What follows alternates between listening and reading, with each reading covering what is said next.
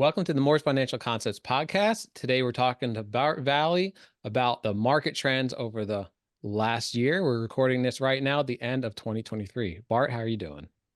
I'm doing great, Richie. Good to be with you again at the end of the year here. Oh yeah, it should be pretty interesting because this has been a very interesting year, hasn't it? Absolutely.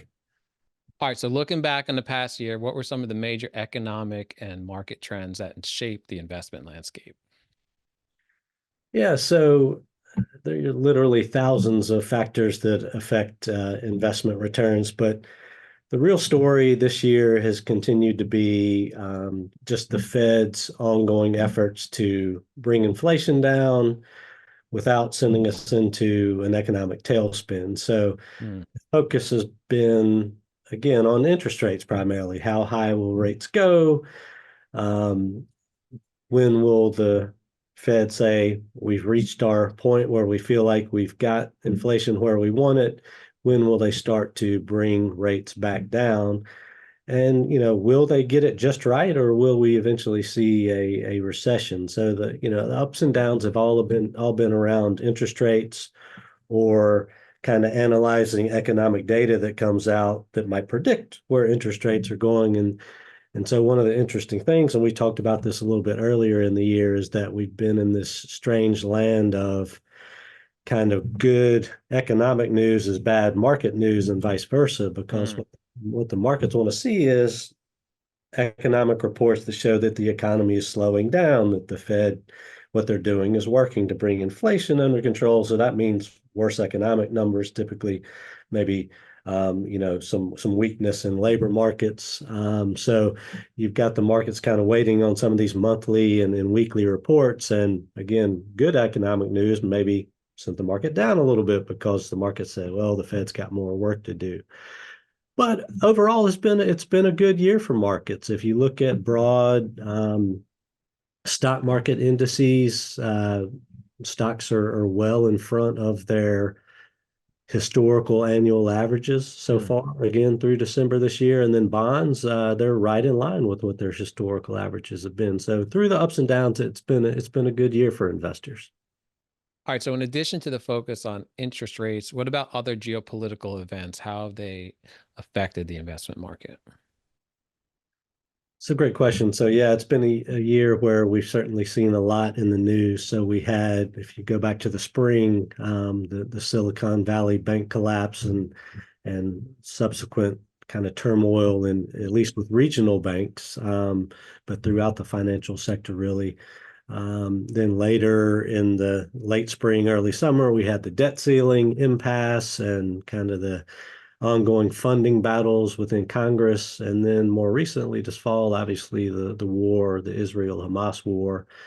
And so, interestingly, around these events, we might have seen some short-term volatility and some shorter-term dips, but overall, they didn't really have lasting impact on the markets. And so it's been this year where markets have really maintained that almost singular focus on, again, the interest rate and the inflation story. And so one of the things that we look at that as a reminder of to investors is, typically it's not good to overreact to events, because if you think back to each of those events, and Richie, we talked about some of these throughout the year, Yeah, they absolutely. seemed, we called them all crises. It's this crisis or that crisis. Yeah, it And was like one after the other yeah, crises. absolutely. Yeah. And not to say they're not unimportant, and certainly what's going on in Israel and Hamas right now, that's a huge deal, obviously. But as far as their impacts on the market, whether it was the banking sector issues or whether it was the debt ceiling or whether it was the war, they really haven't had a huge impact this year, except for maybe a few days right around the events. So you're saying the interest rates and inflation have really been the major lever that's made a difference, and these other geopolitical issues really haven't in comparison. Yeah, this year that's been the case. That's fascinating. So have there been any surprises or unusual developments that have stood out in the investment market? Yeah, I'd say one this year has been kind of the domination of market returns by a handful of very large tech companies, and this is something you've probably heard throughout the course of the year in the news. But I guess they're now dubbed the Magnificent Seven. There's different names and acronyms throughout the years, but these particular group of technology names this year have been dubbed the Magnificent Seven. We're talking about Tesla, Amazon, Nvidia, Microsoft, Alphabet, Meta, and Apple. I think that was probably seven. But those Yeah. very large technology names that have really kind of captured the focus of investors this year. And I'm looking at some data through the end of October. This is according to Morningstar. If you look at the seven largest names in the S&P 500, which is Yes. basically these names we're talking about, their average return through the end of October for the year was over 73%. Wow. So if you think about the impact just those seven names have on that wider S&P 500 index, they've really been a big driver. So returns have broadened more recently, and stocks of many types around the globe have done really well, but index returns have certainly been dominated um, by those handful of very large tech names. So that's not something that's unprecedented at all, but something that's not usual every year. I'm kind of surprised Meta's in that list. I know how huge they are, but that is very surprising considering, like Nvidia, they're in front of the AI. Obviously, Amazon's just so huge. Microsoft's been around forever. That's interesting. Yeah, and the returns will vary, and sometimes returns are not based on what companies are actually doing now, but what companies might potentially be doing in the future and things they Yes. have in the works as well. So sometimes it's hard to know, and keep track of day to day what's under the hood at each of these companies. But yeah, the market's very forward looking as well. Mm. So in general, how would you say investment markets have performed versus the forecasts? Yeah, I love that question, Richie, because it's really interesting because you see we're about the time of year when we're going to start seeing forecast for next year. What's the Mhm. market going to do in 2024? So every late December, early January, you see these articles or links or whatever they are to industry experts or Wall Street giants or whatever, the article's referencing, that people making predictions about what the S&P 500 or the stock market's going to do Yeah. for the next year. And these forecasts are notoriously bad. Oh, Um, okay. I've got some numbers. So Sure. I looked at some research that was provided by Avantis Investors, a group that we work with, that looked at industry strategist forecast for the S&P 500, and they looked at year by year 2018 to 2023, and they went back and saw that the median annual estimate from these experts was off by an average of 18 percentage points a year, which is Wow. a huge number. So, for instance, in 2021, experts grossly underestimated returns that the markets gave. And then in 2022, it's kind of the opposite. Experts grossly overestimated what returns were going to be. So as far as forecast this year, I looked at a one of these articles from December of last year. It was called "Top Wall Street Strategists Give S&P 500 Forecast for 2023." Yeah. And the top Wall Street strategists, their forecast range anywhere from an 11% loss for the S&P 500 to a 24% gain. So a Okay. huge, a wide array of Hmm. guesses there. The market's up about 22% year to date as we talk today. All right. So that's the actual number, 22, right? Yeah, Okay. in that neighborhood. So, again, when you have such a wide array of guesses, somebody's going to get it right. But when you go back and look at historical data, these forecasts really aren't useful at all. And so sometimes I think about like why are investors, why are we drawn to these forecasts, and why do they still even do these forecasts? And I think, Right. yeah, I really think it's a psychological reason. And again, we've talked about some of this in the past, but we don't like uncertainty. And so these forecasts can, in a way, give the illusion of taking away some of that uncertainty, when in reality, they don't. And so one of the things I like to say is rather than trying to predict what the markets will do. We just need to plan for what they can do. Mm. So are investment returns reported on the news throughout the year a good way for investors to gauge how they're doing?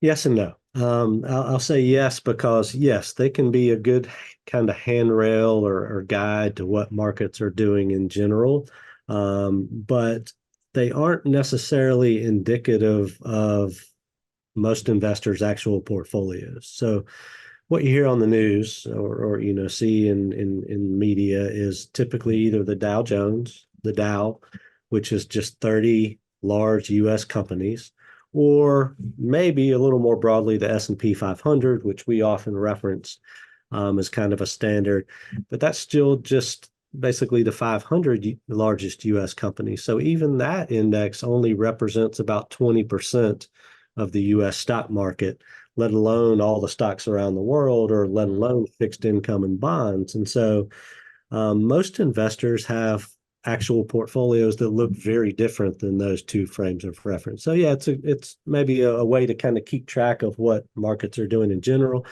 but it doesn't necessarily make sense as the best reference for an individual investor's portfolio. So what I encourage clients to do is instead of saying, how am I doing relative to the news, to look at how am I doing relative to my goals and where I want to be. And so individual investors, pay attention to your goals and give yourself permission to kind of tune out the noise. So we've talked before about diversification. Did diversification help investors this year? Yeah, so this is one of those years, again, as we talked about earlier, where really a handful, a very narrow set of companies drove much of the market performance. So in this case, if you had anything else, you probably still did pretty well, but not quite as well as maybe those Magnificent Seven did, or maybe Sure. not quite as well as the S&P 500 that was, dominated by those companies. And that's the thing about diversification. Sometimes it can feel disappointing. So there's going to be years when you might hold a diversified portfolio and the market is driven by a very narrow subset of companies when you say, "Oh man, I didn't do as well as what the S&P 500 did." Or there's certainly going to be years when diversified portfolios are down and you say, "Hey, I lost money." And so there's short time periods where diversification can feel a little disappointing, but yes, it still makes sense. And the point is that over time, a diversified portfolio is typically going to produce a better outcome for you on a risk adjusted basis. Gotcha. Yeah, I imagine it still remains important just in the future. Yeah, and as we've talked about in lots of ways, it's hard to put any kind of absolutes on markets at all, let alone in the short run. And so Mm. most of these things we talk about, they don't necessarily apply to a strategy for 6 months or a year or 3 years. You probably, if you need the money in that amount of time, you're going to invest very differently, or maybe just have that money in a savings account or a CD. So most of these things we talk about when we talk about investing, we're talking about over kind of intermediate to longer term periods. So what lessons can investors draw from this year, and how can these lessons help us with future investment decisions? I think we talked about the different things that have happened this year and the ups and downs of the markets and how maybe markets have reacted how we might expect to some things and maybe not how we might expect to other things. So one of the lessons I think that's just reinforced is that we have to be okay with uncertainty. Mm. Something we've talked about before, but you have to, as an investor, you have to embrace uncertainty. Doesn't mean you shouldn't plan, but you have to realize that uncertainty is going to be there. Yeah. Think about it like life. Go back. How many of us can kind of go back and look at ourselves 10 or 20 or 30 years ago and say, hey, I'm right where I thought I was going to be 10 or 20 or 30 years ago. Probably not many of us because life has lots, it zigs and zags. It throws curveballs at us and we adjust as we need to. So it's helpful to think of investing in the same way.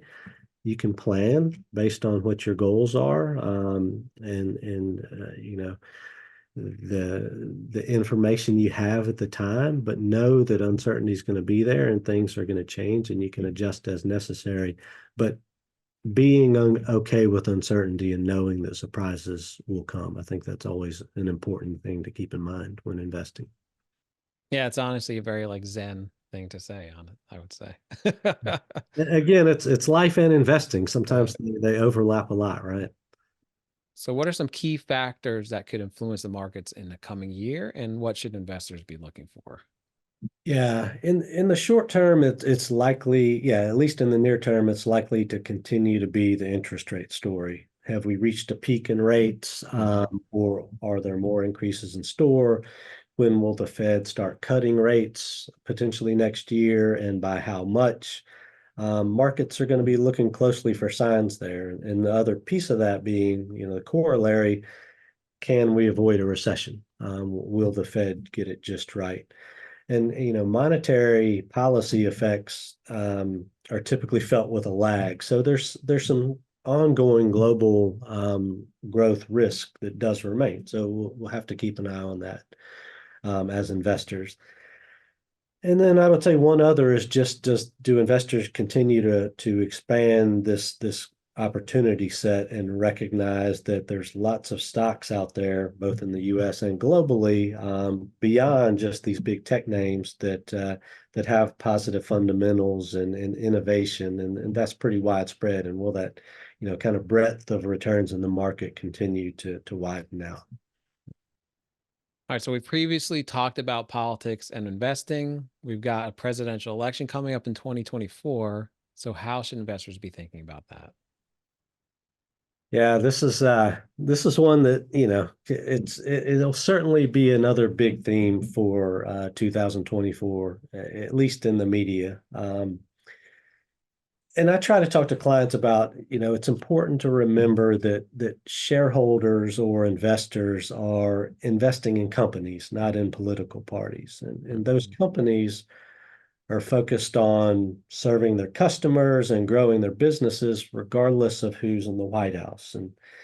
And yeah, this is something we've talked a little bit before about, Richie, but U.S. presidents, they have some impact on markets and market returns, but so do hundreds, if not thousands, of other variables. So just think Yes. we talked about today, yeah, interest rates, geopolitical events, technological advances, among the many, many things that affect markets. And so one of the analogies I use is the president's kind of like the ball on the roulette wheel. Um, he or she is important to the system, Mm. um, but really is not all that meaningful in what's going on. They don't have as big of the impact, and I also say presidents typically get way too much blame when things are going bad economically, and they typically take way too much credit when things are going well economically.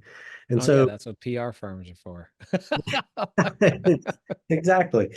But there's a lot of angst, and I get that, right? Because there's people have strong feelings about this stuff, That's and then true. when you think about like my money might be involved as well, like it can get really scary. So I encourage clients and I encourage all investors to know that yes, they're typically, if you look at history, there typically has been some volatility leading up to the election date and maybe right after the election date. Yeah. But in general, markets tend to do well and grow through most presidencies, regardless of whether the Republican or Democratic. Again, I don't think the president typically has as much impact on what the economy is doing, what the market's doing, as the media might lead us to believe. So. Mm. Are there any emergent investment themes that could shape the market in the coming years? Yeah, sure. There's things emerging now and probably things yet to emerge that will shape the markets in the coming years. But I think one of the big ones, and again, we've talked about this a little bit in a couple of different ways, is Yeah. It's just artificial intelligence or AI. Yeah. This is something, and Richie, you probably know a lot more about this than I do, likely. I But at least use it a lot. I don't know how much I yeah, know, but yeah. And the point is, we probably all do or will to some degree.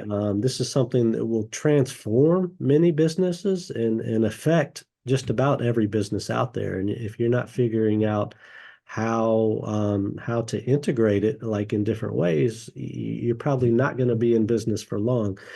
And so, many companies have already benefited from, their direct work here. And those are some of those names we talked about earlier with the Magnificent Seven. That a lot of that's related to the AI. But, you know, looking forward, it's really hard to predict with an emerging technology.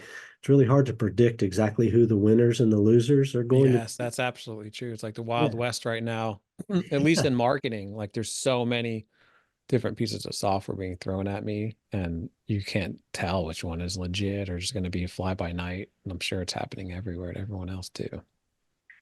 Yeah, and I think you're exactly right. And I appreciate your input on what you're seeing, because it is like, if you're thinking about it from an investing standpoint, from that side of the table, it's almost like shooting from the hip, like who's going to win, who's going to lose. We don't know. So one of the ways we like to look at it is just own the companies, right? If you invest in a diversified way, you're not only going to own companies that benefit directly, like some of the Yep, names we talked about, but also all those companies that are going to benefit indirectly from AI by becoming more profitable and figuring out how ways that they can do business better. So I think it's really going to have a positive impact across markets. I agree. So yeah, Absolutely. that's something that will definitely continue to be a theme. So, are there any practical tips or strategies that can help investors make informed decisions in the coming year? Yeah, I think the fundamentals for having a successful investing experience are the same as in any other year. And so that's, creating a sensible plan based on your unique goals and risk tolerance. And then after that is controlling what you can control. So structuring a portfolio that's going to capture market returns at a low cost, diversifying, and going back to embracing uncertainty and staying disciplined through the inevitable market dips and swings. And I think it's also important for investors to remember, you don't have to make a perfect decision every time. Investment success can come from making sound decisions most of the time and avoiding really bad decisions. So it's important to keep that perspective in mind as well. All right, Bart, thanks for all your advice at the end of the year. I'm glad we got to kind of see how the trends are going in 2023, and we're looking forward to 2024 and talking to you again. We're looking forward to it too. Thanks, Richie. You're welcome.